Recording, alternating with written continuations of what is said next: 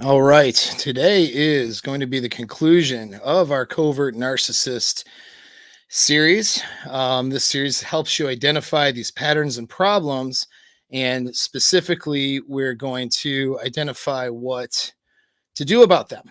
All right. So, welcome to the pod class.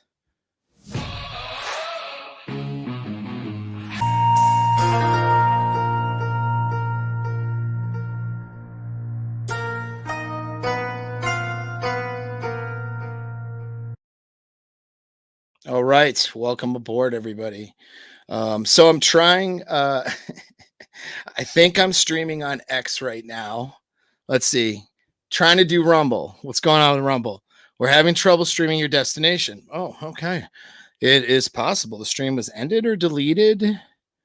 Oh boy. All right. Well, it looks like I'm not on Rumble. Don't know why that is. Um and I'm not going to mess with it now. So I guess we're okay. We're not on Rumble. Rumble, you're too difficult to work with today. Um Yep, there we go. But we're on YouTube and we're on X.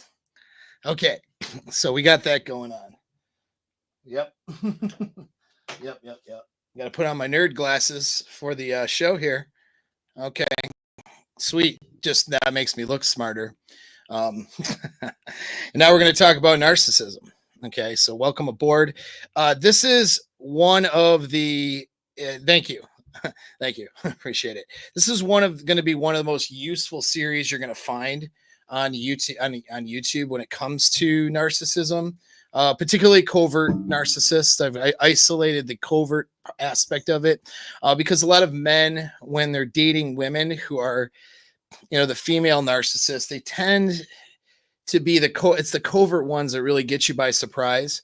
It can be a little bit more obvious when she's grandiose, when she's doing a lot of attention seeking and, she'll be seeking attention out in the sexual marketplace and socially, and she's got to be the life of the party. And a lot of those characteristics of a grandiose narcissist can be easier to spot. Whereas the narcissistic, covert narcissists can be harder to spot, and guys get tied up in it and they feel really guilty and feel a sense of shame and guilt handling these relationships. It really messes a lot of guys up. Borderline personality disorder, same thing. Okay, it can really mess you up. So I was focused on a lot of those things, and I wanted to focus on the science-based aspect of covert narcissism and tools for understanding it and the tactics. A lot of what you find on the internet is painting narcissism with a broad brush because it's a popular keyword, and it's popular to call rather anybody with a semblance of some traits or any kind of a toxic relationship, partner, guy or girl. It's really common to call them narcissists, or just sort of put that blanket diagnosis out there. And I wanted to avoid that, okay, because there's a lot of misinformation, I think, on the internet about it, which isn't going to be very helpful. It might stimulate the reward centers of your brain when you've been through it with a toxic partner, so you feel like you got some answers and you feel like you got the truth. But the reality is maybe only half truths, or perhaps even a misdiagnosis. I don't want you guys to, just disregard a bad relationship and not learn from it. If a relationship, partner, if your girl is not a good girl for you, narcissist or not, and you leave, that's a good thing. But it's too easy to sit there and place blame on her for her narcissistic or unhealthy or toxic tactics without taking any personal responsibility on your end as to why or how those tactics had shown up. And so that's really important. I don't want you guys to get in a pattern of just being like, oh, I'm with toxic women and this, then they, she was just a toxic person. Maybe she was a toxic person, but if she wasn't a, covert narcissist or a narcissist that really fits the diagnostic scale. She could have just been an unhealthy person, and you participated in that relationship as an unhealthy person as well. Okay, so you got to really, and this is so important, guys, because you are empowered to do better when you are the one who's in control of it, and you can identify the mistakes that you've made. If you've externalized all the problems to other people and someone else, that is not taking accountability for yourself. And so I want to, and that's what a lot of the, YouTube space where people talk about narcissism is dedicated towards, in my opinion. It's dedicated towards externalizing problems. You have a problem, but now you're going to focus all on the traits and the things and what to look out for, because felt you were burned in a relationship by some girl who discarded you and went for another dude or whatever she did. Well, maybe she did all those things because you suck. I'm not trying to be an asshole, but seriously, maybe you did things that were actually shitty, or maybe you weren't as attractive as you could have been. And if you're just externalizing it and being like, oh, she was this and she was that, that doesn't put you in charge of anything. It satisfies your ego, but it doesn't put you in empower. It doesn't give you the ability to change anything. So I want that to be understood. But on the other hand, though, too, there's a lot of guys walking around with shame and guilt who have been, we could call, I hate the word victim, but who are basically victims, and without lack of a better word here on a podcast, of a narcissistic abuse cycle. And that there was nothing, for some of you guys, there was nothing you could have done different or better that would have changed those outcomes. I mean, there may have been things you could have done better, but it wouldn't have changed anything. When you're dealing with a diagnosed narcissist, your tactics and techniques to try to make that relationship healthier will always fail. All right. And this is where there's a big problem, because now you have a feedback problem. There's a bunch of things when you're in a relationship with a personality disordered person. Okay. You're going to try all of these things to change those outcomes and to do better, but none of them are fully going to work. Some will seem to work because she'll reward those things because she perceives that she's getting what she wants. And so you'll get a reward for doing some things, and then you'll get, punishment or a negative reinforcement for doing other things. But the reality is that you're not dealing with a healthy person. So like, some of those things some of those tactics and techniques with a healthy person would have been rewarded and made the relationship better. And some of those things that were not healthy or not good tactics or techniques would have made the relationship worse if you're dealing with a healthy woman. But since you're dealing with a narcissist, it's all over the place. So it screws up your ability to measure what's a healthy or good relationship technique or tactic and what is unhealthy. So you walk away from these situations not knowing what's healthy and not knowing what's unhealthy, and having your sense of reality and sense of frame and how you should be showing up in a relationship very polluted and very skewed. And your sense of self and identity too can be very confused. Not so much like your gender identity. I don't mean like that kind of identity, but just who you are as a man and how you're supposed to show up in relationships. What's your role? What's healthy? What's good? What's not? What should you be looking for? Everything gets a little bit skewed and a bit messed up. All right. Which is why I'm here to help. Okay. So today we're going to go over, it's kind of like this series has been dragging on. I have other topics to cover. But I'm going to go over, though, what to do to get out of this, how to save yourself. And then we're going to just kind of go over some things to recognize. I have a list of stuff that covert narcissists do that I started in part 1, but never really got to because people kept having questions. And so I kept answering those questions. And anyway, But if you follow this whole series, you're going to be armed with the tools to understand covert narcissism, how it shows up, and what to do about it. All right. And so let's get into that piece of it. As I go, though, like I mentioned, so here's my goal. My goal for you guys, whether you're a paid client and absolutely killing it in life, okay, because you got that accountability in my community, my group, and some help in the right direction. You're gonna, you're scaling your results very quickly, or whether you're just, somebody who's been following me and utilizing the free resources of YouTube. I'm now in a process of wanting to steer everyone away from these platforms. Right. I thought about it for a long time, and I've been fighting algorithmic problems. I've been fighting marketing and image issues and branding issues when it comes to social media. Now, I'm not going to stop trying to improve or do those things. But the reality is that the world out there, the world that wants to take your money, that wants to advertise to you, they don't want you to have good relationships. They don't want you to be mentally stable and healthy. They don't want you to be financially successful, and they don't want you to do well. They want you to have enough financial success so you spend money on their stuff and you continue to try to work or take, government money somewhere, depending on what level you're at.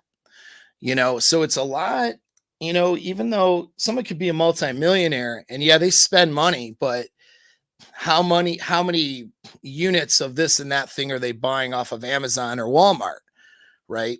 A multi-million-dollar person probably oftentimes isn't even touching some of the big box stores in a sense. And if they do, like a multi-million-dollar, net worth family isn't ordering more groceries and isn't ordering more smaller items than, let's say, a middle class or poor family. You see what I'm saying? It churns a lot more money to keep you divorced, to keep you unhappy, to keep you unsatisfied, to keep you complacent. The more complacent you are, the more you can be advertised to. And then it's just chasing dopamine through things that people want you to buy, things that people want to offer you. And our political climate fits into this. Things like, restrictions we've had in the past due to epidemics and stuff like that. That fits into this. If you see it, you see it. And, apparently I'm supposed to spend 6 hours a day on my branding and marketing instead of spending that 6 hours helping people do better in a consult or on a group coaching call. Apparently that's what the fuck I'm supposed to do. Well, guess what? I'm not going to fucking do that. All right. It's all bullshit. I'm not going to do it. I will do what I need to do to brand and market to get myself out there. But my focus is on helping you guys and offering value to you guys and helping people do better. And if I only have a few thousand people, a year, a few hundred people a year, whatever it turns out to be that I'm helping out, that's fine by me, and it's up to you guys essentially to find me. I'm going to do the best I can, of course. It's not that I can't make improvements. I'm not a marketing genius, but what I am good at is what I do for you guys, which is helping you guys perform better, helping you guys with your inner game. Okay. So you can do everything better in life. That's make more money. That's achieve your goals. That's have better fitness and health, everything. And helping you with your relationships, helping you with your girl situation. That's what I do. That's what I'm an expert in. I'm an expert in human behavior, and I help leverage your own behavior to help yourself. And in relationships, you can use that understanding of human behavior to understand your girl, to understand yourself, and understand a better way of communicating and doing things. All right. So that's what I do. I'm not a YouTube marketing genius. I'm not, and I don't fucking care anymore. All right. I'm still going to do it, but I don't care about it enough. You know what I mean? To cut into what I need to be doing for people that need help, people that are paying me for helping them. I'm not going to cut them short and shortchange them so that I can, learn how to put out dumb content for the dumb masses and learn how to put a really cool branding on top of it. Now, some of that's not dumb. Some of that's really cool. I actually admire people who are good at branding and marketing and better than I am. Your shout out to like the Alex Hormozis in the world, man. Those guys are awesome. I watch the stuff and I'll improve as I can. But my job, though, is to help you guys. That means research. That means development. That means staying up on the latest of what's coming out of the lab and working with you guys on the ground to do better. And if I'm not putting most of my time into that, I'm doing a disservice to the people who are paying me. All right. So that speech said, okay, because this isn't anybody who doesn't know the fuck I am already logged off. So that's fine. Get the fuck out of here. All right. For those of you guys who are here, who understand what I'm doing and want to benefit from that, that's what I'm here for you for. So I'll still be on YouTube. I'm going to be on Rumble and X and some of the other things. But my goal is to get you guys from this platform into my own community that I have in school, which I offer for free. Okay. There's a free area and then there's the paid area. So the free area gets you guys off of the censorship and off of the stuff where you can ask questions of me. And one thing, and now that I'm doing that, I'm writing over there, which is nice because I actually got started in the space writing, answering people's questions. I was doing it in somebody else's community that I was a part of, and I was writing a lot, while I was on deployments and stuff. Okay, and so yeah, and so I'm writing again, which is nice, answering people's questions when they have questions on my own platform, and you guys can have access to that stuff. You just click the link, it's free, and go over there. Now, when you click that free link, what's going to happen is you'll fill out some stuff, you'll drop in an email address. In your email, you're going to get a newsletter. Okay, so my newsletter is going to have my latest writing. I just put together different parts for a newsletter, and I'm pretty excited to get you guys that stuff. It's not Chat GPT, AI generated bullshit stuff. These are real questions answered for guys who are having real problems and real solutions and an understanding of things that you're just not going to get because what most people are doing are they're marketing to you. Now, I market to you as well. I would like you to get in my coaching group if you're qualified, or obviously buy in my Alpha Mindset course. It'll help you, but I'm pretty clear about what I'm doing. You know what I mean? Like, that, right? All right. That's pretty transparent. But what most even YouTube channels that do offer some value and advice, most of those are really marketing because they're trying to get you just to watch more of their shit and to, kind of increase their branding and their presence and all of that. That's like their main goal. That's their first goal. That's not my first goal. My first goal is to educate you guys on things that I'm finding out, things that I know that you can use to help you. So it's a whole different thing, and I try to make that as user-friendly as I can, but, that means that I'm not going to, I'm just not going to be doing a lot of the things that a lot of the branding and marketers do. I think that is not good for the long game personally. All right. So that's that. So just on that note, yeah, I'm here on YouTube still. Yes, please support the channel, subscribe, and hit the like buttons, all that stuff, because the more people I can get out to, the better. But get off this platform too and get behind, the censorship and get into my community and school. Click that link when this video is over and just sign up. It's free. All right. And if you have any questions, shoot me a DM over there. All right. I'd like to hear from you. Okay. That being said, let's go back into the stuff. All right. So let's talk about because we'll talk about how to get out of this stuff. All right. So guys that get trapped up in the narcissistic relationships. All right. And by the way, like I said, if you have a question, throw it in the chat and I'll see if I can get to it. If you put something in there, like a sticker or some super or something, I'll notice your question. It won't get missed. But that said, we'll drive forward. How do you get out of this? That sounds like a stupid question. you know, you just leave the relationship. What the hell is wrong with you, right? But the problem is that when a guy is in these kinds of relationships with a covert narcissist, he doesn't know which way is up or down. He doesn't know what reality is, in a sense. His sense of reality has been skewed. He doesn't know if he's right or wrong. His identity is wrapped up in the relationship. Sometimes there's assets and other things that are wrapped up too. If the guy makes the mistake of moving in with her, having kids with her, or getting married, right? There's all kinds of entanglements, and the guy often doesn't even know the first step to take. And then what the narcissist will do is she will use the tactics that she's used to doing to pull you back into the weeds with her. So now you're in the weeds, you know, fighting this drama on her level and stuck in a relationship scenario where you're essentially getting devalued and abused.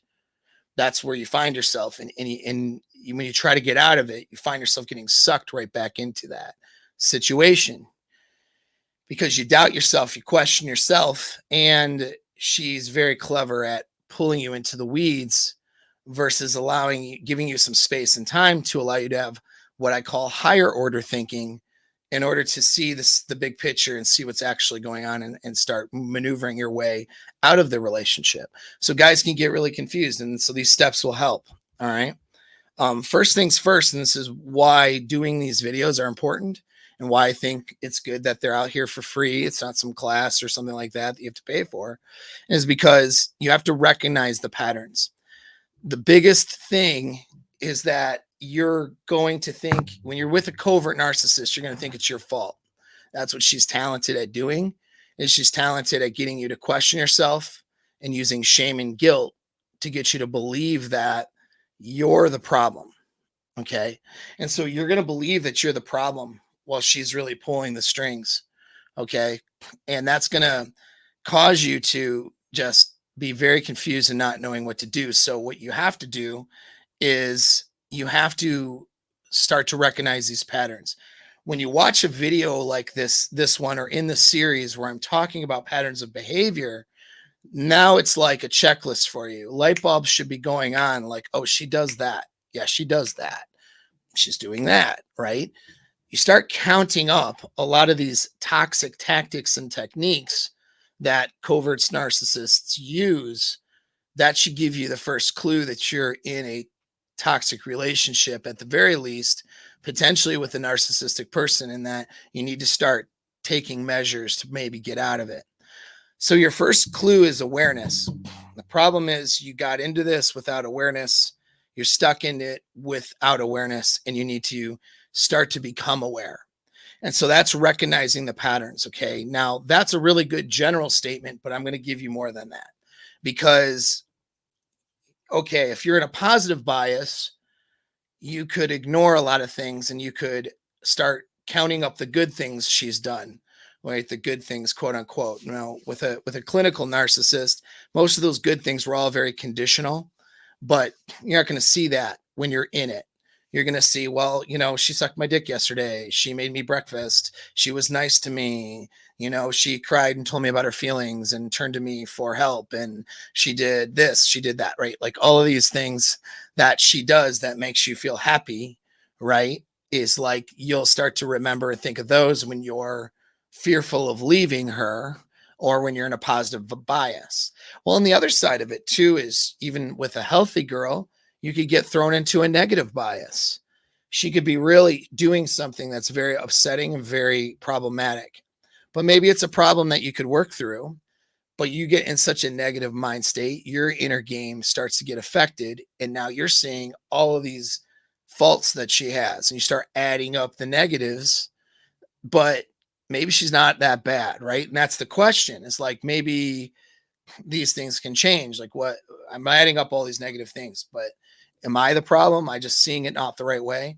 And so this is where that lack of clarity is for guys. It's easy to say, recognize the patterns, harder to implement. So I'm going to give you some tools to allow you to implement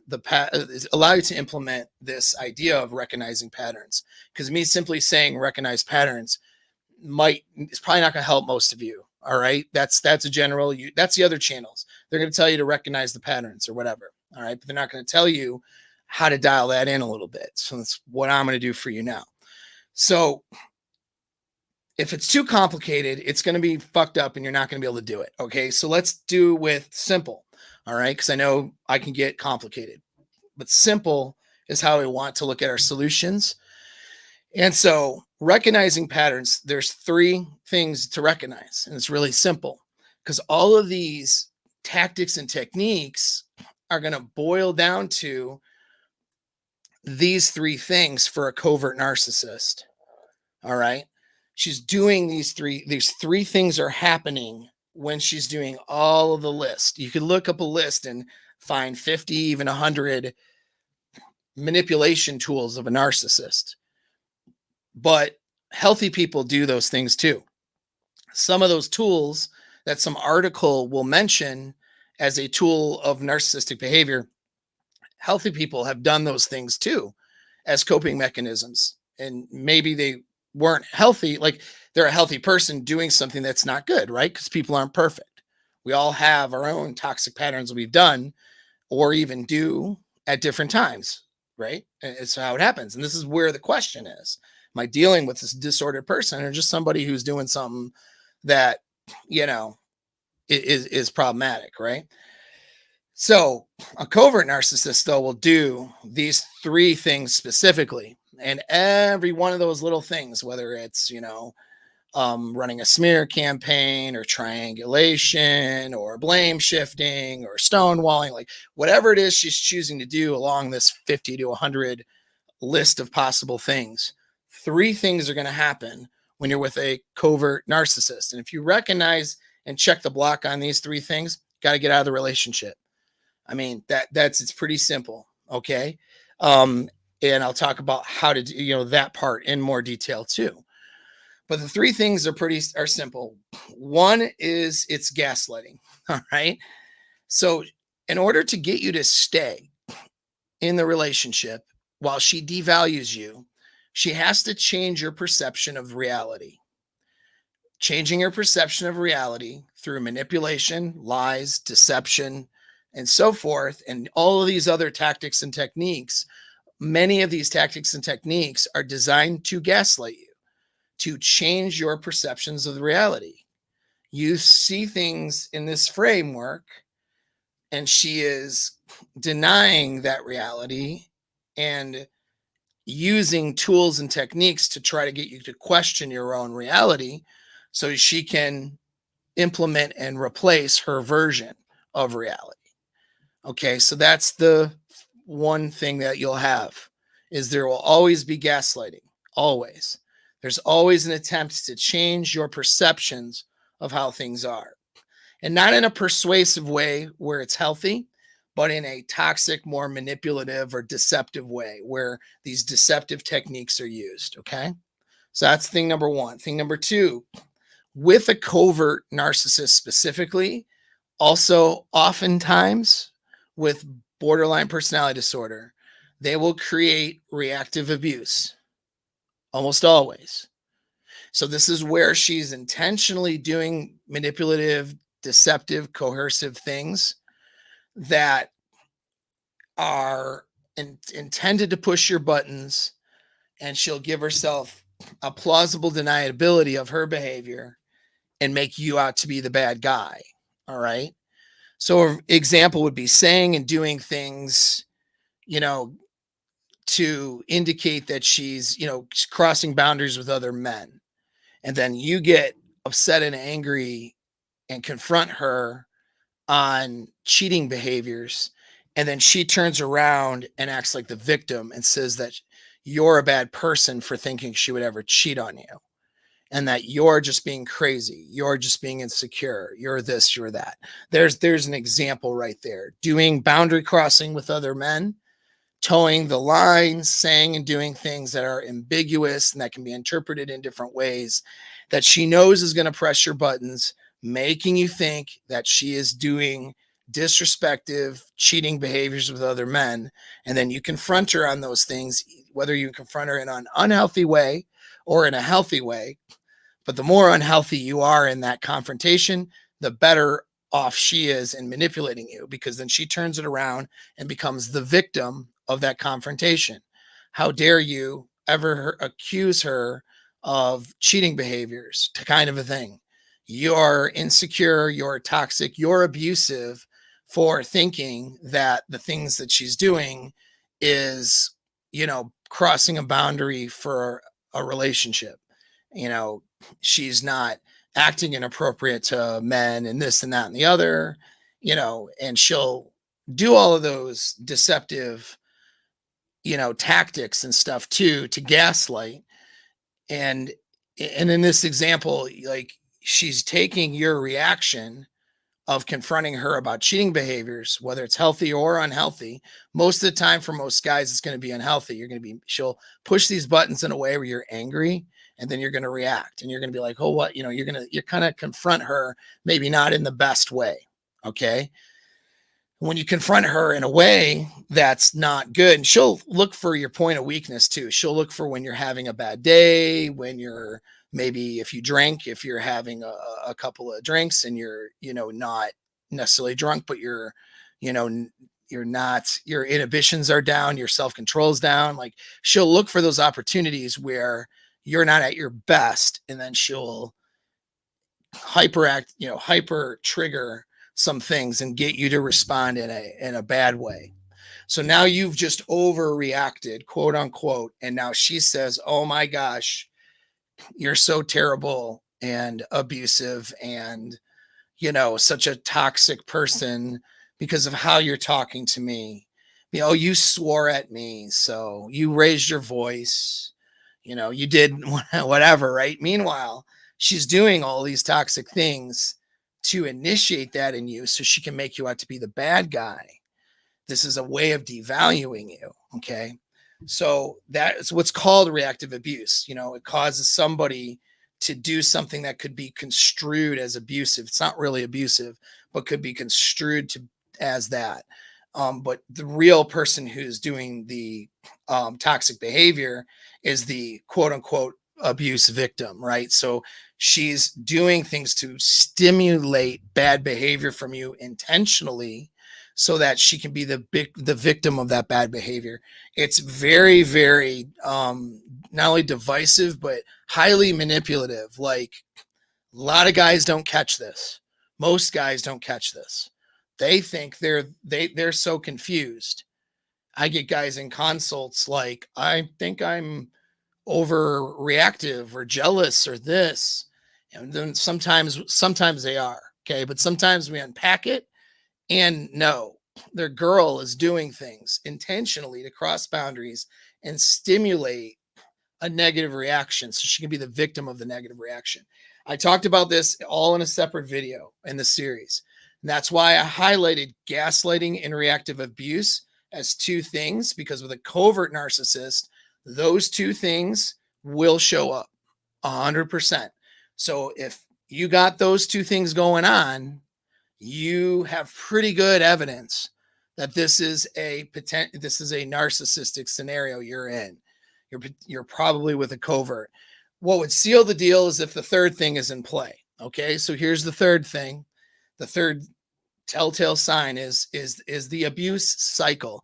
So I've talked about this in other videos. In this series, I haven't covered it that much. I'll briefly cover it now because it is talked about in better detail in other videos, and I don't want to, take forever to do this video like I've done before. So, but the abuse cycle is pretty simple. It's in the beginning, everything's amazing. She has you on a pedestal, and she's doing what we call the love bombing, right? And so now you're in that love bombing stage. Okay, so you're the best thing on earth. Your penis is magical. You're saving her life, and all the trauma that she's had in her life is magically saved through your magical, irreplaceable penis, and because she throws a lot of sex at you. That's why I keep referring to penis.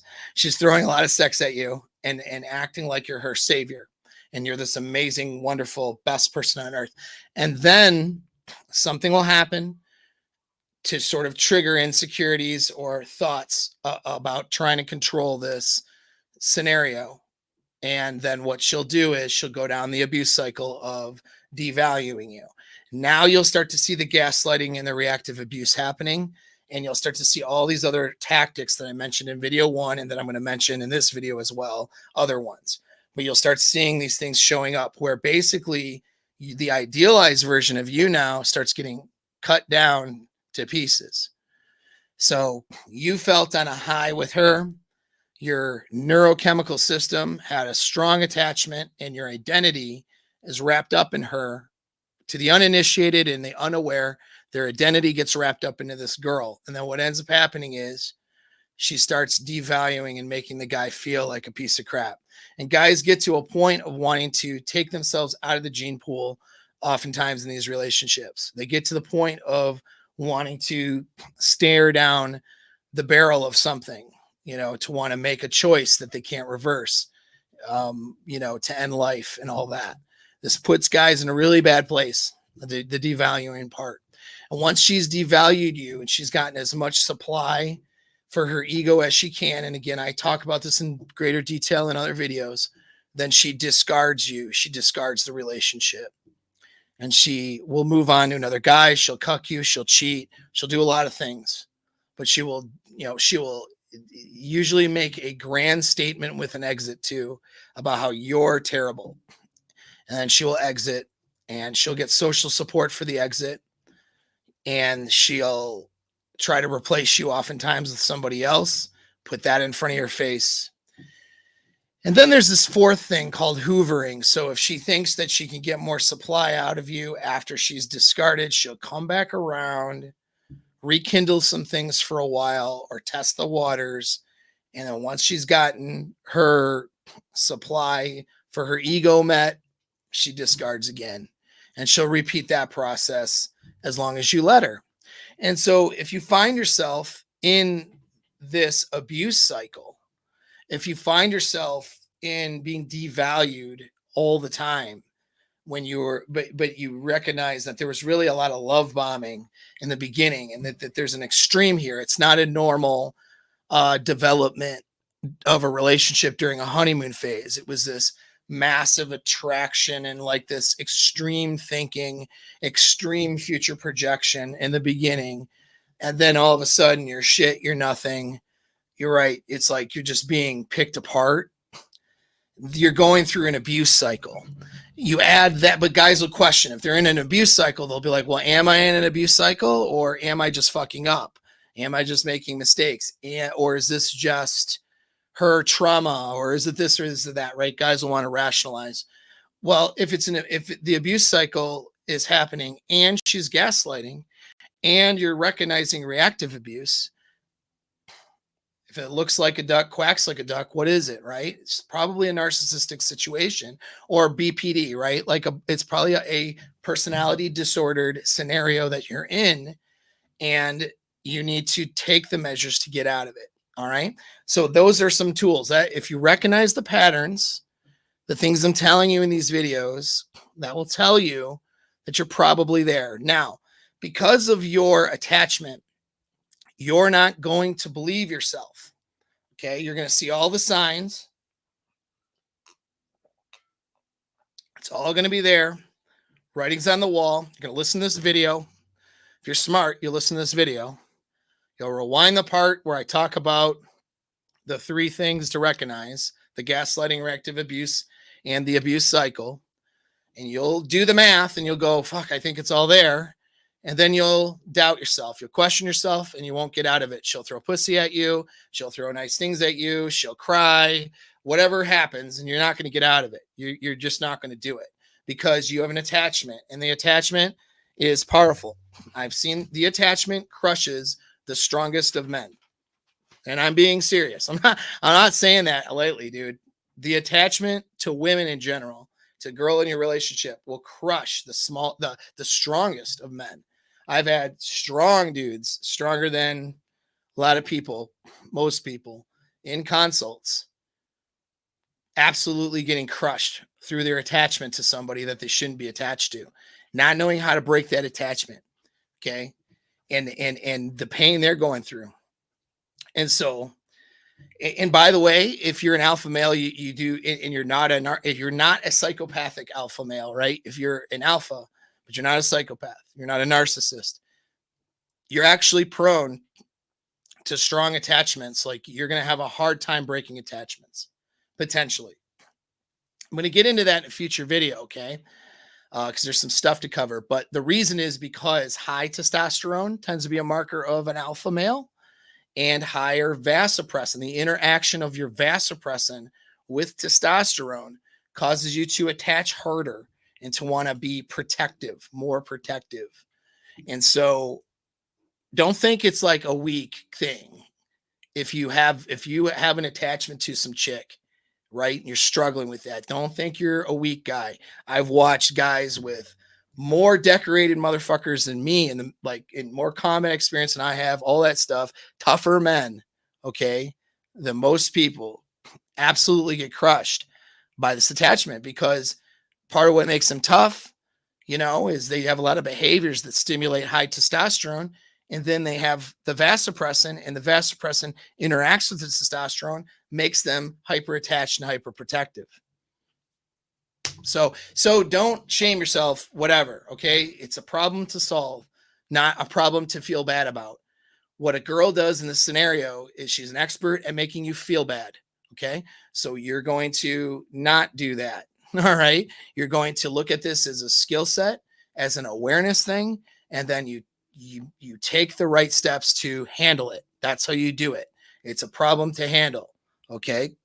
Now, that brings me to step 2. So step 1 is to recognize the patterns, and I gave you a lot of detail there.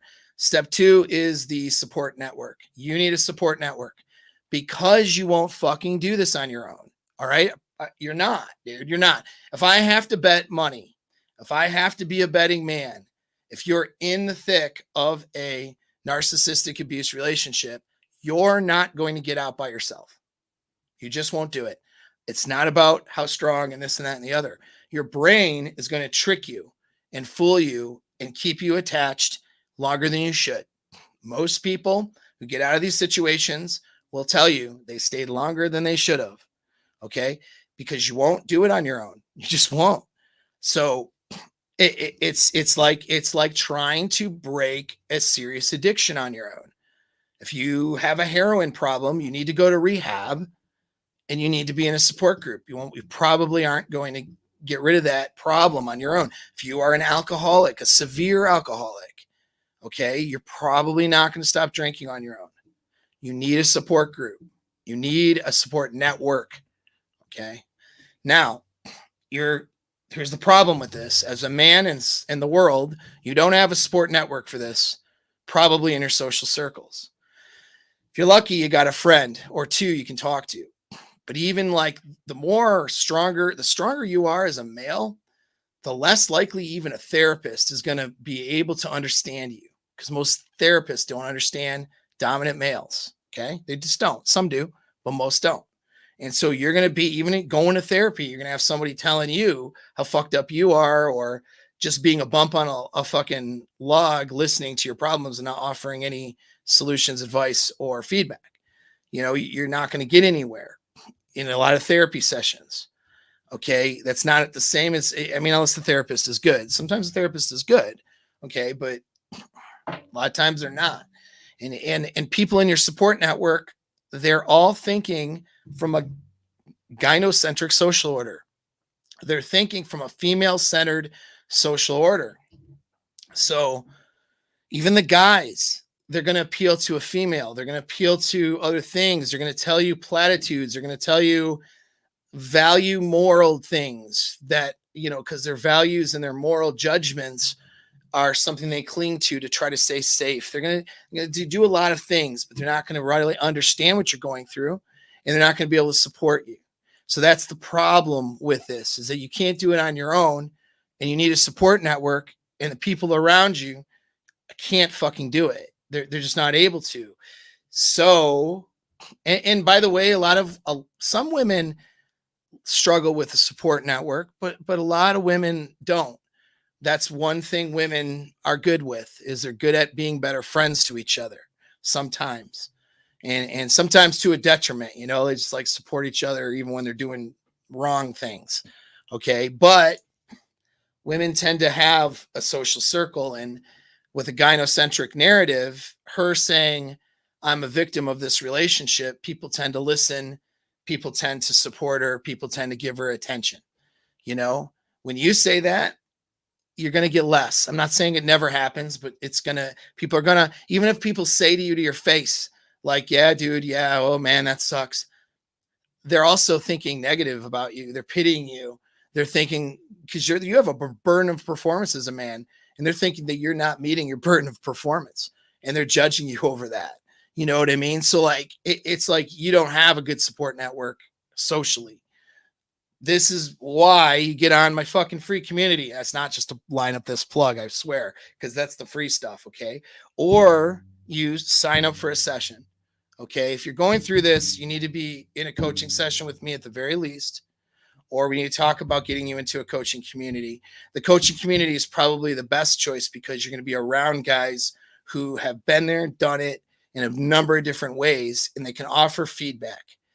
When you have a network of men that can offer feedback, okay, and it's good objective feedback, that is going to help you separate and understand what's real and what isn't when you're figuring out this stuff, you know, with your relationship. And even if it's over with, trying to figure out what happened, you're not going to be objective because you're dealing, again, with an unhealthy person that you have an emotional attachment to, who is not giving you feedback like a healthy woman. So your measurements of what's good, what isn't, where your mistakes were, and where you didn't make a mistake and where you did the right thing, your measurements on all those things are going to be off. They're not going to be right. And most guys in the world won't understand it. Guys in my community, they get it. Okay, so that's why you join a community of men. You have a network of guys. You get feedback from people who know what's going on. This is why you schedule something with me. Because you're not going to trust yourself and you're not going to do what you're supposed to. And so step number 2 is a support network. Whether you book a session with me, join my mastermind group, get in my free community, or go talk to somebody else who knows, that's fine too. Doesn't have to be me.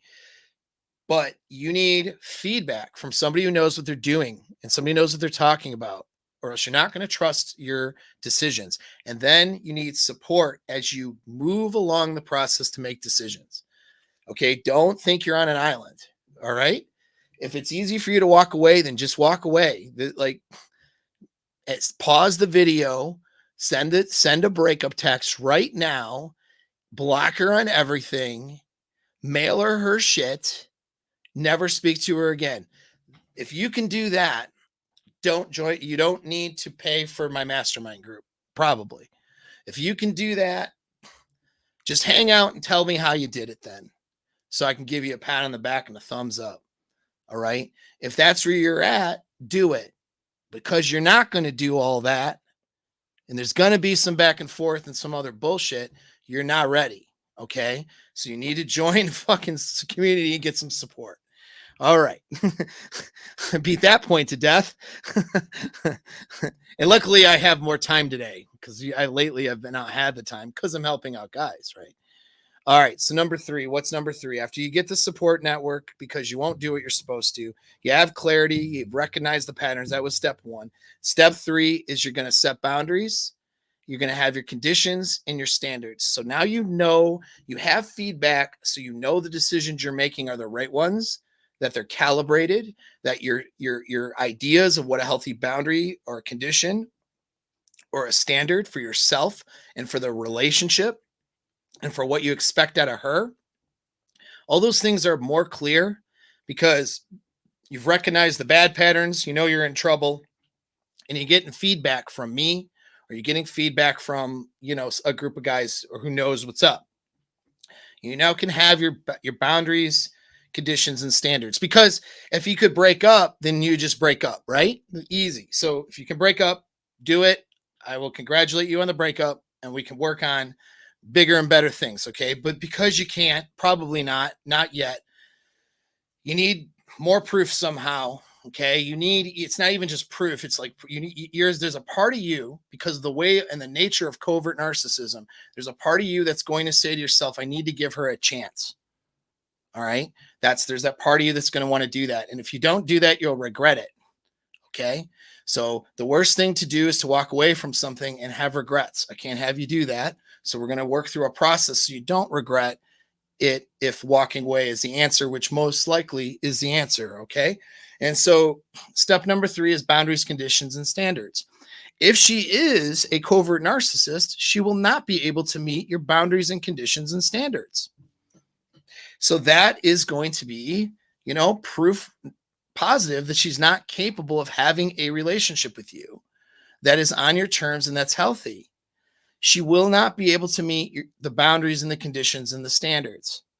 Okay. And she will do other things instead. And those other things are probably going to be toxic.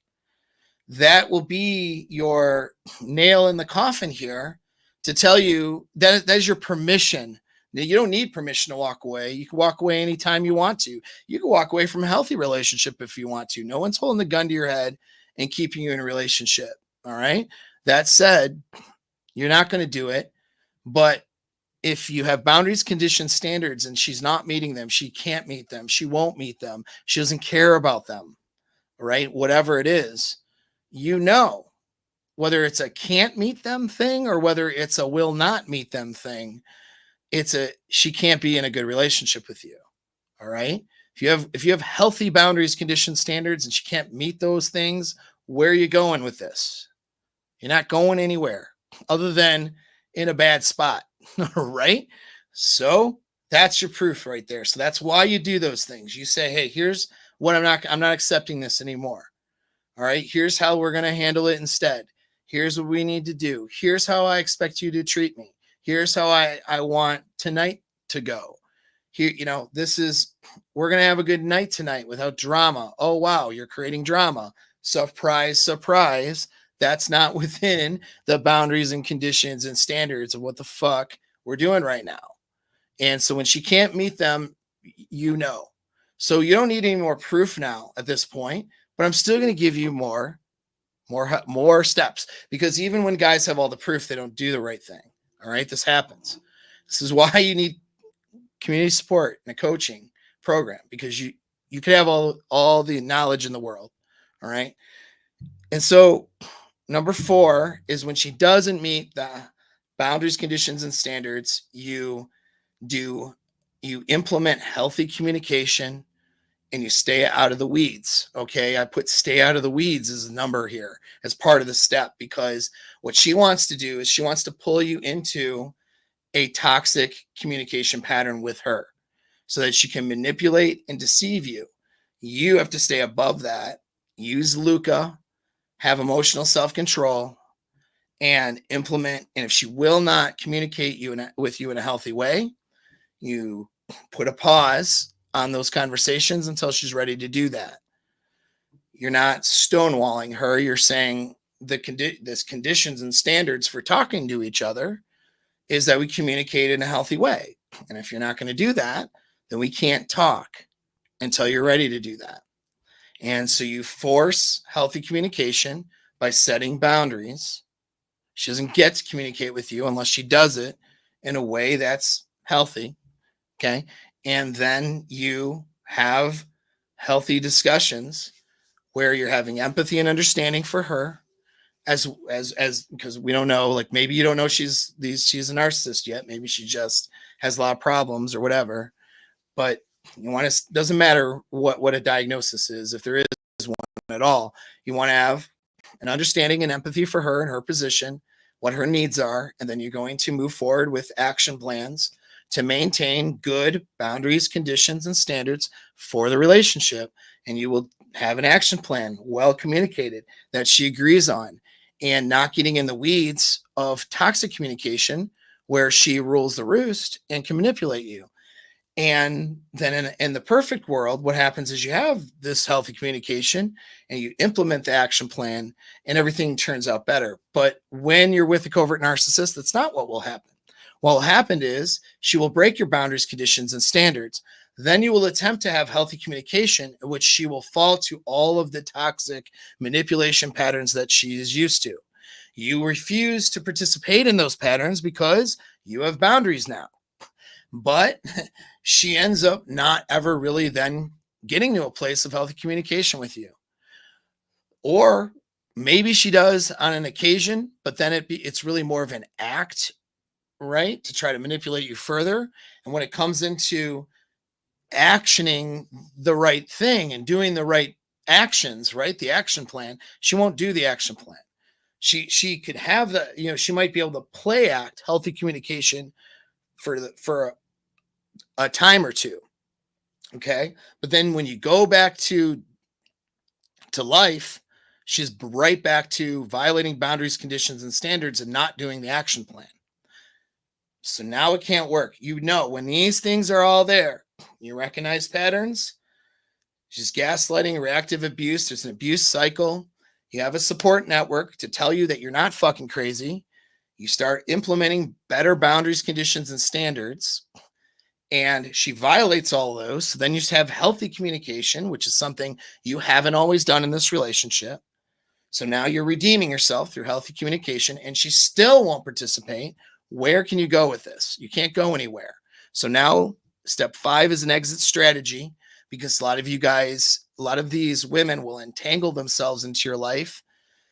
A lot of you guys entangle yourselves with these women. So it's not even the women, but a lot of times, though, it's intentional on their part. They entangle themselves into your life.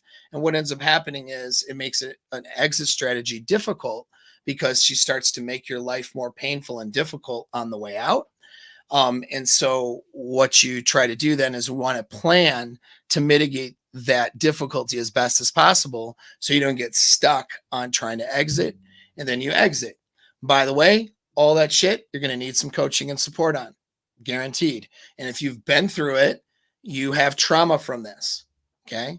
You have trauma from this, and you have skewed attraction triggers and skewed ways of thinking. And that is going to affect your future relationships unless you do something about it. Okay. And therapy could help if it's a good therapist, but I do recommend talking to me. All right. So if you've been through this before, or if you've going through it now, just shoot me a DM. If you're not qualified to do like my mastermind or a paid coaching thing, that's okay. Like, I'll do my best to give you what other resources that you could use, but you need help. Okay. You can't just do this without help. All right. So that is the stuff. I've just armed you with the tools. Now we're going to talk about some more things. I'm going to take a peek at the chat too. All right. Yeah. So yeah, good little conversations going on over here. I don't see any. Well, here's a question. There we go. Let me expand my screen so I can see it. Do you think environment breeds narcissistic behavior? I mean, Callie and the feminist mentality is strong here. You can see signs, but women won't acknowledge it. That's a great question. So there's a couple of elements here on that. Does the environment breed narcissistic behavior? Yes, it does. So you have the disorder, okay, which is a diagnosable condition. That means they meet the diagnostic criteria from the DSM, and the behavior is, from the behaviors they're doing that matches narcissism is strong enough on the scale to affect their ability to have healthy relationships. So a narcissist, that is clinical narcissist, can't have healthy relationships without some treatment. And most do not respond to treatment at all, I should mention. All right. So it depends on how far along on the scale of psychopathy they are. But there's treatable narcissism, which is not far along on the scale, and they can start to make some improvements. And then there's not treatable, which is probably most of the narcissists. It's hard to tell because narcissists don't necessarily go get help. You know what I mean? So hard to say what treatment would work and all that, but that's where you're at. Okay. So there's the diagnosed narcissism, but then there's narcissistic traits and behaviors. Certainly environment breeds narcissistic behavior. Now, if your environment breeds narcissistic behaviors and you have a genetic predisposition to narcissism. So you go through, let's say, usually abuse is a trigger. So you go through some abuse or some bad things as a child, and you have a world of values that values narcissistic values and traits versus more empathetic and holistic values and traits, right? And so now that person's going to be a narcissist, right? If they have the genetic predisposition and the environment is, creating the trauma to trigger that predisposition and then reinforcing those traits because that's the way the environment is, that potential. So a kid is born, a child might have a predisposition to narcissism. That's genetics, but he's not necessarily going to become a narcissist. Epigenetics is the stimulus from the environment that stimulates the genetic predisposition. If you don't stimulate the genetic predisposition, and a lot of this is on a timeline too, like at the time frame that this person could be have this happen to them, you know what I mean? So in their childhood development, all right. And I'm not an early childhood development expert, so don't ask me too many questions on that. But a child gets this stimulated epigenetically, now they become a narcissist. Somebody who doesn't have a predisposition genetically isn't going to get stimulated to become a narcissist through the environment. They may have a lot of trauma. They may have a lot of patterns that are bad, that are toxic, that they've learned through trying to survive in a bad environment, but they're not going to fully fit the diagnostic criteria. And they're probably treatable. That's the difference. Okay. Somebody with a genetic predisposition, all right, who then executes, these traits and these tendencies are epigenetically stimulated. They're probably going to become a narcissist, and that's it. They can't do anything about it. So the environment does create more narcissists from childhood, because not every person with a genetic predisposition is going to become a narcissist. They have to have the environment when they're younger to stimulate that. So if the environment is stimulating it, then more people with genetic predisposition are going to turn out to be actual clinical narcissists in adulthood. So that's one way. Okay. Another thing is, again, it's just more or less the traits. When we distance ourselves from our natural social mechanisms to empathize with each other, more narcissistic behaviors can crop up, because people are less empathetic and concerned about the other person and more interested in getting needs met at the other person's expense. The further they are distanced from these people socially. All right. So, for example, what does that mean? If you're friends with somebody face to face and you interact with them face to face, it's harder to be selfish. It's harder to exhibit narcissistic traits, right? Where you get your needs met at the expense of theirs, and there's no empathy for them. Okay. That's harder to do when you're face to face. But normal, healthy people can more easily behave narcissistically towards others on social media, because now you have a screen and an avatar that makes you forget in your perceptions and the way that your brain is designed to perceive others. Your brain doesn't perceive an avatar on Twitter or on Instagram or on Facebook as a human being. Logically there's a human there somewhere, but in the communication exchange, you're not perceiving them as that, which means you can dehumanize them. So we know in order to kill other people, we can get healthy, normal people with no predisposition to kill. We can have them join the military and teach them how to kill others. We can do that. Part of that process is through dehumanizing the enemy. Okay. So dehumanization of the enemy is part of the desensitization process that will allow a normal person to kill somebody else. What are we doing with social media, right? We're desensitizing and dehumanizing another person. In other words, we're not seeing their humanness as we're designed to from a couple 100,000 years of evolution face to face. We've only been doing this thing over screens for a few decades now, right? So When we're over screen, we can dehumanize the other person. And then we behave more narcissistically. And more normal people behave more like narcissists over screens. All right. So that's another way that that happens. And since most people, a lot of people, especially young people nowadays, communicate with each other more over screens than they do in person, what kinds of behaviors do you think you're getting out of more and more people nowadays? Narcissistic behavior. All right. And this is where you see a lot of that stuff.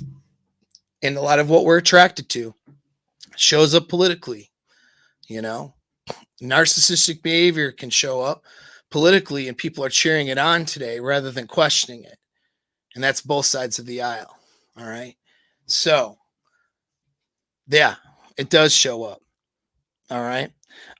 So let's move on to traits and some things. Okay. So, great participation here though, guys. Appreciate you guys in the chat. Like I said, I don't know how much it like costs doing stickers or anything. Like I don't, but you can just ask questions, but I might not see it. All right. So that's those things. But great discussions going on over there. All right. So let's look at, got to find where my spot. I'm just going to start listing things. I listed some things from the first video. So we're going to start listing some other things as well here. Okay. So I think this is kind of where I left off, somewhere around here. But so from covert narcissism, yeah, I mentioned those in other videos. So I'm going to start. So you'll see a lot of. Did I mention those too? Sorry, I'm like trying to. Okay, I'll start here. There's a lot of these, by the way, like so many. All right, so I'm going to try to get through them. Swinging between idealization and devaluing. They'll do this to themselves or do this to others. So there's kind of an all or nothing thinking. With this personality disorder, they tend to have all or nothing thinking about people. BPD people, it's called splitting in borderline personality disorder a lot of times. But it's like they see you as all good or all bad, and they'll oscillate. But they also see this in themselves too. So they'll go through times of, even though thing about covert narcissism, the reason why it's so hard to catch is they're not always feeling good about themselves. In fact, most of the time they're not, but they are still requiring the attention from everyone around them. So they suck energy and attention from everybody. And they don't give it in return. They're an energy vampire, but it's all revolving around how they're feeling bad about themselves. They're not good enough. They're this, or they're the victim, or there's that. The underlying theme is that they actually are special somehow, and they needed to be treated specially in comparison to other human beings. So there's a sense of them, actually being more important than other human beings, because, they have all of this opposition, and they're they're the victim of so many things, right? So that they need to be lifted up somehow above and beyond other people. That would need to be lifted up. So that's kind of the underlying theme in a way. But you'll notice that there'll just be that they'll go through times of them talking about, I am pretty and I am beautiful. I am this, I am that. All their people tried to tell me I wasn't, but I am, right? All of this, there's some force outside of themselves trying to, work against them. But boy, are they really awesome and special.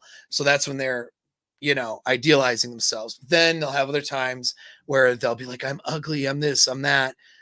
And they're trying to, devalue themselves. And then of course the thing is they want you to validate them. All right. So that's the pattern that they're looking for, is your validation. Right. And if you say something enough times, you'll believe it. So if you as the victim is validating them a lot, well, you might even start to believe the validations you're giving them. Right. Because you're saying it. So it must be true. So you'll notice they'll cultivate, this is a big one, they'll cultivate a public image very different than their private behavior. Now, we all cultivate a public image different than our private behavior. We should. Okay. We all should do that. Because the world is a difficult place and not everybody cares about you. Right. So you don't need to put all your weaknesses and all your shortcomings out there. But there is a sense of wanting to have congruency, though, In other words, what makes me have integrity isn't that I share with you all my dark secrets or all my shortcomings or problems. Some of that would violate, the privacy of other people in my that I know, right? But it's but you want to know that I'm who I am, right? There's a congruence here, meaning the person with the personality as well as the morals, values, beliefs, and the way I see the world that shows up here on YouTube is the same person with those same things off of YouTube. You know what I mean? You may not know all the details of my personal quirks or something unless you actually know me in person, but there should be a congruency. You shouldn't feel like you're talking to a completely different person, unless, of course, I am play acting. Like people who do entertainment or are actors may act like someone completely different than themselves, and that's okay. That's not bad. But when I'm being myself publicly, it should match the same person that I am privately to a degree, right? To a pretty good degree. You'll see drastic differences, and you'll see a lot of chameleon like behaviors, even with the coverts, where they're just trying to blend into what they think is going to make them look the best in front of others because they're hypersensitive to that. They'll identify as victim. That's another thing. Coverts are always the victim. There's almost never any accountability. They are often very cynical and sarcastic. So when you try to talk positively or, try to have a positive mental attitude, they're often very sarcastic and cynical. And they come across as like this sweet, little girl kind of stuff, this sweet, kind, cute girl, they'll hide behind that. But then when you get into, it's like there's cynicism and this sarcasm about things that anything that they can devalue. Let's say that she's a Christian and other people aren't. You'll hear, oh, well, of course, obviously, this person doesn't go to church, or, you'll hear some devaluing there. Or the other way, she could be an atheist and shitting all over people who have religious beliefs, right? There's a sense of talking badly about others behind their back, and there's a sense of cynical and sarcastic behavior. That's something that will come up, right? Unreasonable demands. These are in no particular order, by the way, but unreasonable demands will start showing up in your relationship, especially during devaluing. She'll give off unreasonable demands. You'll try to sort of meet them with some level of reasonableness, or you'll challenge those demands, and then she will make you out to be the bad guy. You see, so that's part of the devaluation cycle. Being unreasonable in her demands makes you feel bad about yourself for not being able to meet those demands. All right. She will turn her problems into her dramas. So if a friend is struggling with something, all of a sudden she's upset all day about that and a victim of it somehow. You'll see that, my mom is in a bad mood when I visited her, and now I'm mad all day. I'm upset all day. And it's like, how dare you, not placate to me today when I'm having a bad day because my friend is sick. Like, like other people's problems, she makes them her problems. And it's this sort of feeling like, wow, she must be really empathetic because she's so affected by other people's problems, right? But it's not that she's empathetic. She's using other people's problems to get others to do the behaviors that she wants. It's a manipulation. All right. She wants to get placated too. Belittles and blames. That's another thing she'll do. She'll blame her, things on other people. She'll belittle other people. And then if you try to criticize her or question anything, she'll be very reactive. All right. Reactive in a bad way. Okay. She can't take criticism or even just questions. You might ask a question like, well, wait a second, what happened here? Or why did that happen?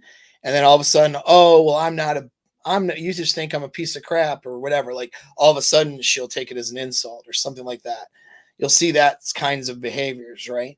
You'll see her play on other people's sympathies. That's a very common thing that the uh, that covert narcissist does. That's a very common staple to their game, right? Common tool.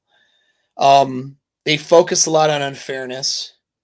All right. But they have a double standard too. So like they expect certain things and they don't recognize other people's things that they would expect. But then if they're not getting their expectations met, then they'll focus on how unfair everything is. A big thing is that they like to do is they like to look at something that you do and they'll go, well, you did this, so I'm going to do it too. It's almost like vengeful behavior. So that's another thing on the list is envious and vengeful. So they will try to equalize things in the name of fairness, but it's never equal. So in other words, you could have met up with a friend and she'll be like, okay, well, I'm going out too. And you're meeting up with a guy friend somewhere at a house, and then she goes and, goes out on a girls' night and wears slutty clothes and hooks up with guys. Like literally that extreme. Like she's like hooking up with dudes while you're out with a guy friend, and she's text bombing you about how, you're a piece of shit for leaving her or something, and how she thinks you're cheating on her and this and that and the other. Meanwhile, she's getting, finger blasted in the bathroom of some club somewhere, you know what I mean, by some strangers she met. Like, it literally, I'm not even saying this as an exaggeration. That shit has happened to people in consults. All right. So they can be extremes. They don't always have to be that extreme, but that's, you'll see a complete double standard in behavior, but in the name of fairness. Well, you went out, so I went out too. And it's like, well, hold on. What you're doing is not the same. Right. But that's part of the manipulation. That's part of the gaslighting. That's part of making you crazy, because that's not how normal people think. Right. She does prefer that coverts don't prefer to be the center of attention. They prefer to remain behind the scenes. That's what can be so strange about these types of narcissists, because you're thinking that she's going to be somebody who wants to be in the forefront to get all the attention. But the reality is she gets the attention because she's a black hole, and the energy and attention gets sucked into her. All right. Kind of like that. And it's while she's sort of behind the scenes, not necessarily being out so publicly. Triangulation, that's a big one. If a girl pits you up against another man, that's one of the most severe forms of triangulation for a relationship. Oh, I can't decide between whose penis I want. Don't ever put up with that shit, by the way, ever. But that's a way of triangulating. It could be telling your mother about things you're doing and then having her be involved in your relationship, right? It's involving another person in order to manipulate the relationship is a form of way that she might triangulate. She tries to get alliances. Usually on the exit, they call it, there's a term called flying monkeys, which are these supporters that will just run to her rescue, because she will run another thing on the list, something called a smear campaign. So she will talk badly about you towards others in order to try to gain power against you. She'll often do this beginning early in the relationship in order to try to have this power for when she needs it. So in other words, she expects the relationship to go south even during the beginning of the relationship. Even when things are good, she expects and knows it's going to go south. All right. Of course, she's going to devalue you into it being a bad situation. She knows she needs part of this process. She needs to save face and look like the good guy on the way out. So she will talk bad about you in the beginning of the relationship, and she will get allies. Usually it's other guys, and then it's other girls too. The reason why other guys is because other guys want her vagina. So she'll have other guys simping for her, and she'll keep these inappropriate friendships with men and have these friendships with women where she is, has these people that are allied towards her and not seeing you in the most positive light. All right. And it's maybe very subtle in how she does it at first, because it could be like, well, I love him, he's great, but he did this thing or that thing. And she knows the thing that she's about to illustrate is going to make you look really bad, make you look like an abuser, make you look like a toxic person, even though she might not be even telling the truth about what it is that happened, right? And so she's going to develop these allies in the beginning, so that when it's time to exit, she can exit with all these people on her side. And then they support her, try to rescue her, give her all the attention, and attack you socially. All right. So that's part of that strategy. And that's really a horrible strategy. And it can happen too with people who are clinical narcissists or not clinical narcissists, just toxic people. All right. I've mentioned this before, but had this happened with an ex-girlfriend, and it was very confusing and very divisive for me, because to me, we were just having a breakup where we weren't good for each other. And I had no desire of, in fact, I was actually protective. There's my vasopressin kicking in again. I was protective of her in a sense. I didn't want to talk bad about her or make her look bad to other people. And I certainly could, because there was a lot of things in that relationship that didn't make her look awesome. We'll put it like that, right? And so I avoided trying to have conversations that would make her look bad in front of friends and in front of mutual contacts. Where what she was doing was the opposite of that. She was trying to gain alliances and shit talking me and bad talking me and making me out to be this horrible person and to all these other people. And she had, built up, she was very social too. And social support was important to her. So she's more social than I am. So she had a lot of friends, had a lot of people in the community, worked in the community where people would know her and see her.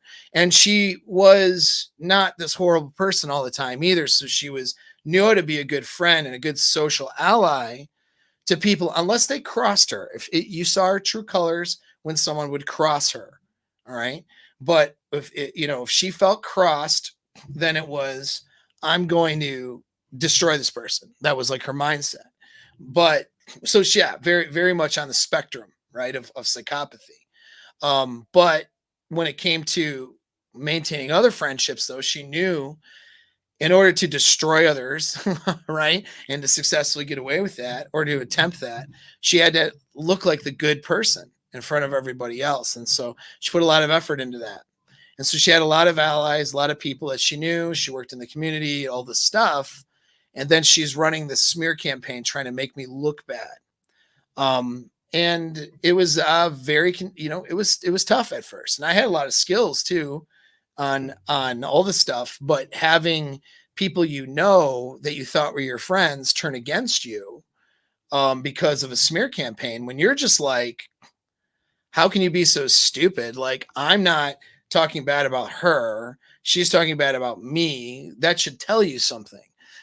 You know what I mean? Like, that should be a big fucking clue here that she's trying to persuade you into thinking bad things about me. I'm not. That should be a clue as to who the real problem is here. Because we weren't dealing with, like, I don't know, some sort of serious, like, physical abuse or entrapment or any of these things that were crazy, right? And so, like, what are we doing here? You know what I mean? And so that idea of smearing other people in order to persuade them to go against you, girls will do that to you in general if you're not careful. And it can be very confusing, very divisive, and very unsettling, and there's ways to handle that when that happens. But that's a tactic. And you'll notice that tactic will begin early. If she's not talking about you with honor and respect and with awe and attraction, if she's not expressing to others that you're her guy with a level of attraction and a level of respect behind your back and to other people, be aware. She's trying to because it's not going to go in the middle, right?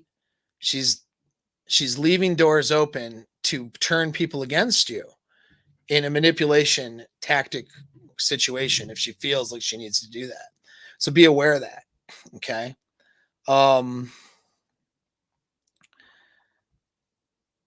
Covert narcissists will need constant reassurance. They hold grudges. and they'll have a lot of contempt and rage, but they'll do the contempt and rage part in private. So people won't know how divisive they are, how much rage and how much contempt for others they have. They'll think that she's a nice, innocent, cute girl, but behind closed doors, she's showing you a very different picture of herself. Coverts will, here's something small but can be recognized. Coverts will resist decision making. All right. And this can be attractive to a guy, like guys who want to be a dominant leader. Has this girl resisting making decisions and all this. She appears really submissive. That's the thing about covert narcissists. They often appear submissive. But the reality is they're resisting decision making because they don't want any accountability.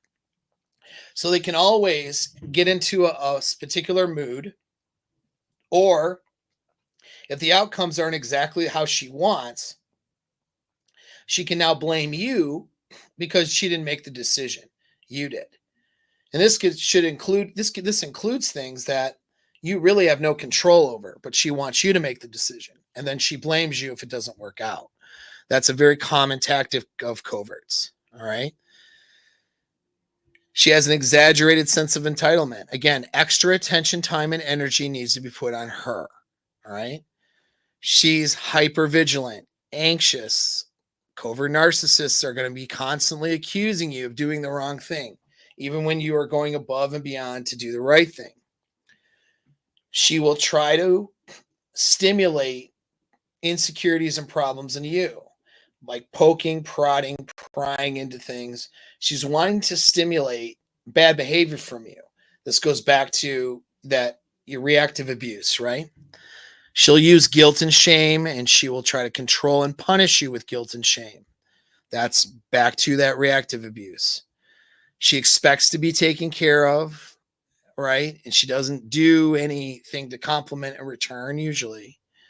And I mentioned the smear campaign that's on the list, okay, in detail. Honesty and directness is something that she feels threatened by because she wants to be able to skew reality. That goes back to gaslighting. She will appear to be a rule follower, but really she feels she's above the rules. And when it suits her, she will not follow whatever rules are in play. She only wants to appear to be the good girl when things are working in her favor. You know what I mean? And that's when she'll appear to play by the rules. She has no genuine insight. She uses platitudes instead. She uses sayings, memes, things she finds on TikTok, right? So there's no depth to her insight. She doesn't have higher order thinking. She hates to lose. That's a big one. When she perceives that she's lost, she throws her into a complete, emotional fits oftentimes. She tries to win favor, though, from people, flatters them.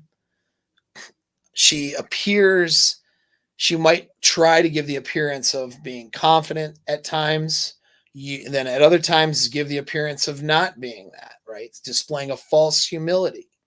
But you'll notice incongruence and inconsistency in that behavior because what she's trying to do is she's trying to influence another person's behavior. So if she's appearing confident works in her favor, she'll do that. If appearing to be humble or shy or less confident works in her favor, when it comes to getting attention and getting resources, whatever it may be, she'll do that. All right. So she's tailoring her behavior to whatever she wants to get done. She seems to be, covert narcissists seem to be impressed by overt narcissists. They're impressed by them. They're attracted to overt narcissistic behavior. And you'll notice too, if you're expecting emotional empathy from her, good luck. She doesn't have it. All right. So if you're trying to tell her a situation so she can understand where you're coming from and understand why you reacted a certain way, or understand why you're having a bad day, understand why you're upset, she will only give that sympathy or empathy when she can get something out of it. Okay, she doesn't really have an understanding of those things, and you'll notice that. And then last thing I have on my list is she rushes into intimacy and it's false. It's not real intimacy. In other words, it's her trying to target you sexually and emotionally and press your buttons. And she'll usually do that early. A lot of girls who are coverts, they have sex with you early. They say they've never done this before.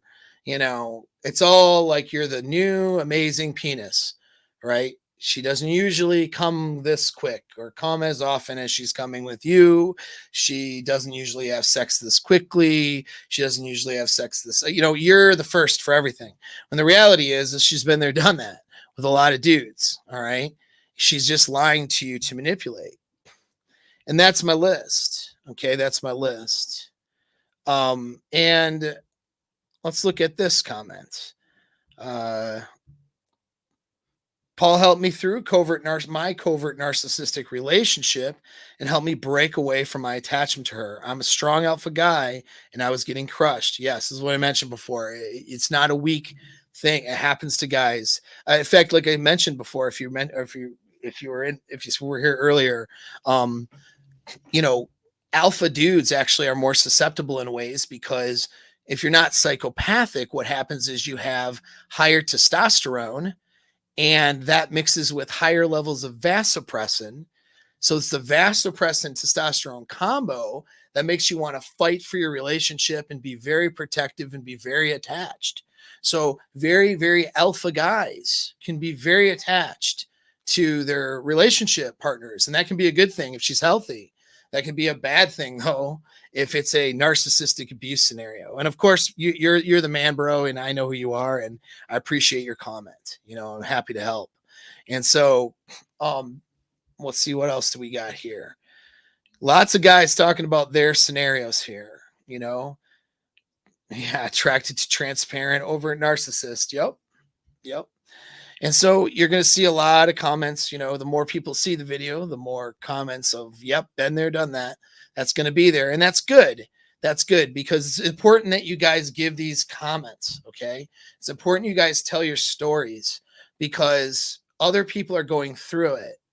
And so if they hear you and they hear your story, and especially if you've gotten out of it and you're doing better, and this is what I try to do now with testimonials and stuff on guys, is it's not just to say, hey, I'm great, do sign up for my stuff. It's not the sole focus of a testimonial. There's a marketing aspect of testimonials, of course, but the real reason is because it gives hope. Guys see that, hey, I've been through this and I'm this guy who's, seemed like a strong dude, seems like a guy who's successful, seems like a cool dude, who's got his shit together. He's been through this before and he came out of it better somehow. That's awesome. Like that gives me hope. That means that I can do it too. And I can have a better life, So that's really important. Really important. You know what I mean? That's why that's community support's important. That's why you need to click that link and sign up for the community for free and shoot me a DM. Tell me what you've struggled with so I can point you to some resources too, right? I'm going through these. Yep. Oh, yeah. And so we got a lot of never accept accountability, but have huge standards for you. Yep. A lot of you guys are seeing it. You've been there, you've done it, you've seen it. Let's see what this says. Not been in live before. Great stuff, soldier. Thank you very much. Can you remind the viewers, please, that toxic folks do not need a label for us to know that they're toxic? Yeah, that is something I've been saying this whole series, but that's good that you mentioned it.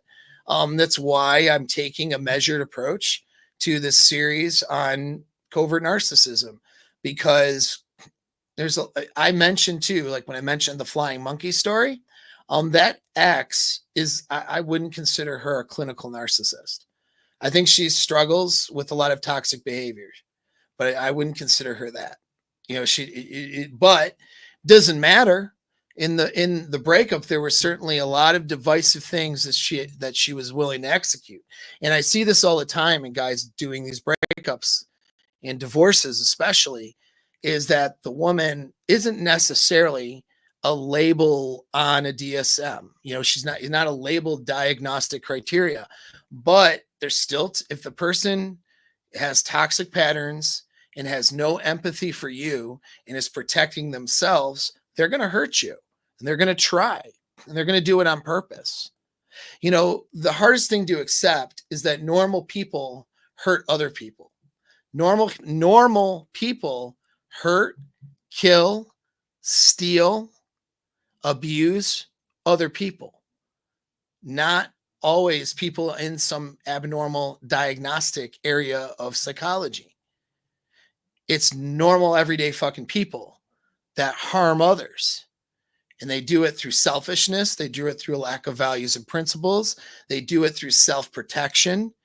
They are doing it to protect their egos. They're doing it to protect themselves in some way. They're doing it to gain something, and they're not having empathy or care for the other person. And some people in some societies and some communities are trying to train themselves and normal people without realizing they're training them to being less empathetic and sympathetic and less gratitude and less care for others. The reason why people are so mentally unstable, even though they're normal, nowadays, and you see it all over social media, all right? You see it in the shit that you all consume, maybe not you personally, but people out there. You see it with all this extreme thinking and this stupid binary thinking and, disastrous, overreactive behavior, that people have in social media everywhere else. The normal now is to not be emotionally stable and not be mentally stable. That's what's normal now. And if you spend a lot of time on the computer, and if your primary communication tool with others is a screen, and you don't do anything at all, like for your mental health, wellness, and fitness, you just expect it to happen for you naturally, you're going to be fucked up. You're not going to be good. I promise. All right? I promise you. You have to fight against all that stuff because what's normal right now is unhealthy people. That's what's normal. With no diagnosis. An unhealthy person will kill you, will steal shit from you. A non-diagnosed person, somebody with no diagnosis, can harm you if they perceive that they need to do that, if they go down that rabbit hole. Crazy people, insane people, like a sane person is only like 1 or 2 steps away from being a crazy person. Really is. It should be your imperative to watch what you consume, maintain your values, your morals, your beliefs, make that shit important, okay? And to protect your mind and to do things for your mental health and well-being. And surround yourself with others who are doing that. You have to do that. If you're not, you're going to be fucked up. There is no other way around it. And whether the girlfriend or ex is labeled a narcissist or is just a struggling person, just like you, she's still going to do things to harm you. And you still can leave that relationship mentally and emotionally fucked up and then take all of those bad patterns and all those bad thoughts and all of those toxic traits now that you've developed, and you'll take them right into your next relationship and screw yourself up. Not good, right? So you need to protect yourself, guys. You need to protect yourself, not just from diagnosed people, but from everybody. All right. You need to surround yourself with good things. You need to have gratitude. You need to get off the goddamn screens. All right. And you need to go take care of your mental health and well-being. And when you do those things, you can make your relationships better. You can take care of your relationships too. I think that's a good message to leave you guys with. I'll catch you next time.